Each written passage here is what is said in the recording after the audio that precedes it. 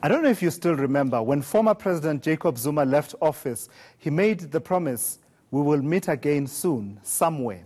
Well, he's meeting us all right now on the streets of Twitter, and that is where the somewhere is. Let's get a reaction to him joining the social media network, and I'm joined by Public Relations and Communications Strategist Makhosini Nkosi. Makhosini, thank you so much for coming through. Actually, I picked up this from you this morning that he has joined Twitter. So yes, let's start by just going through what's been happening. It's been very active. Yes. My last check some time ago, he was over 41,500. He's just under 45,000 now. Listen to that. He's moving. So this is what started it all.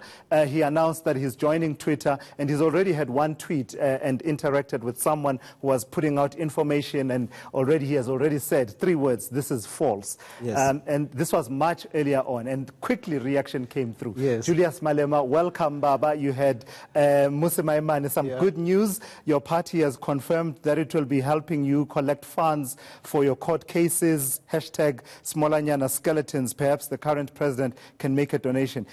Musa Maimane was swimming against the tide, wasn't he? People were not really keen on engaging the former president on substantive issues, but rather it was about welcoming him to Twitter. Of course, I think yes, he's going against the grain there.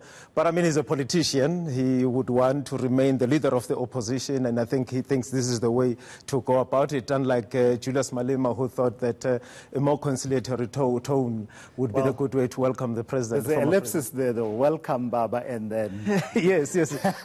Well, a further engagement to come. One wonders what will be coming. Exactly. And I can tell you, Ubaba was also trending on Twitter as well.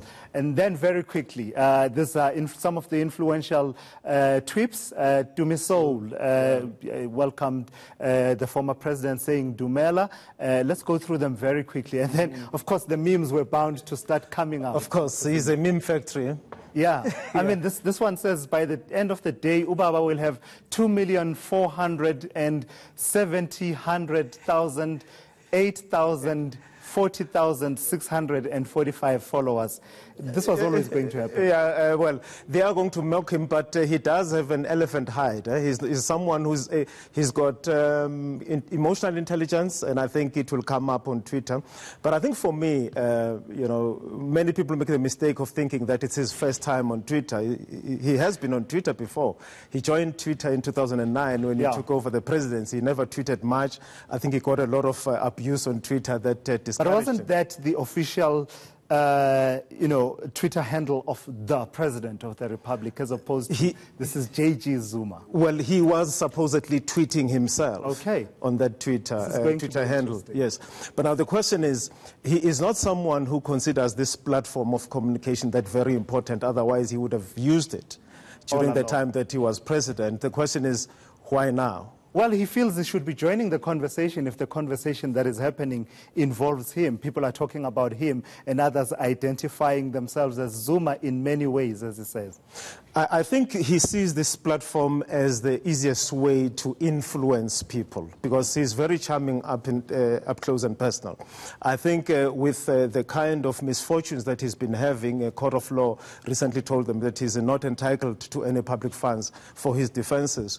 There will be at some point some fundraising of sorts. You need to be having that sort of positive image amongst people if you are going to be having a project like that one. And unlike, I mean, perhaps the way people were divided over his presidency, overwhelmingly it's been quite positive, his reception on Twitter. Let's just look at other tweets. Look at that. Ubaba walking into Twitter streets like... And of course that issue of, you forgot to say, accused number one. Well, that's bound to happen. And this was always going to happen as yes, well. Of course. Laughs in Smolanyana skeletons. Welcome, Msholozi. Yes. And there you go, to evaluate Pitipiti, men's not Beriru, one of the... I think it was a brilliant move on his part that he recorded a video of himself that removes any doubt as to whether the Twitter handle is authentic or not. I think that's key, and I think that's why it gained so many followers in a very short space of time. And also, it gives an impression that he wants to directly engage, which is what people are craving for. So while you're talking about that then, Makhosini, does he sustain this way of tweeting and engaging on Twitter by by posting a lot more videos, video content than actually typing out things. Because, I mean, already you had people saying, will you be singing from time to time, Mshiniwana, these kind yes. of things. People respond to him better when he speaks and when he sings, Absolutely, right? absolutely. Look, I think for him to directly engage everybody who comes at him would be a grave mistake. In fact, anyone who is, the so-called celebrities or influencers or important people when they're on Twitter, it's important not to engage trolls, because when you do, you're setting the scene for everybody to deal with trolls when they go onto that media platform. So I think here, if he is going to be using videos to communicate and ignore what people say thereafter, or alternatively, he may have people who are going to run the account for him, who are going to engage on his behalf in his name. But Twitter is a rough place. Whether he has people managing the account on his behalf or not, it's in your face. I mean, especially when people come out to attack, it's bound to reach him somehow that this is what's being said about you on Twitter, especially on those really rough days. This is how I see it.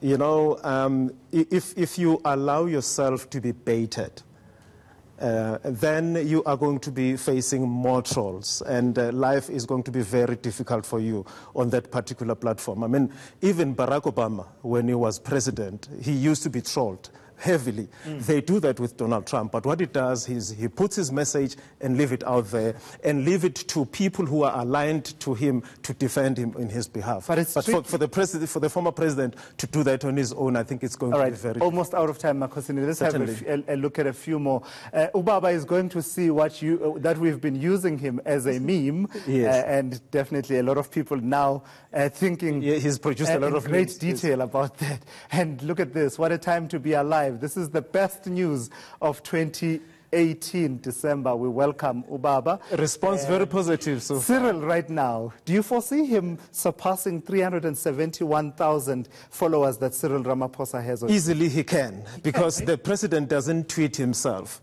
And people don't like this official stuff that comes out of his Twitter handle. They would want him to speak himself. It's important for us to know what our president thinks, not only what he says, but we need to know how he thinks, that his thought processes, so that we understand where he's taking us. All right, and then we had to just throw in this last one.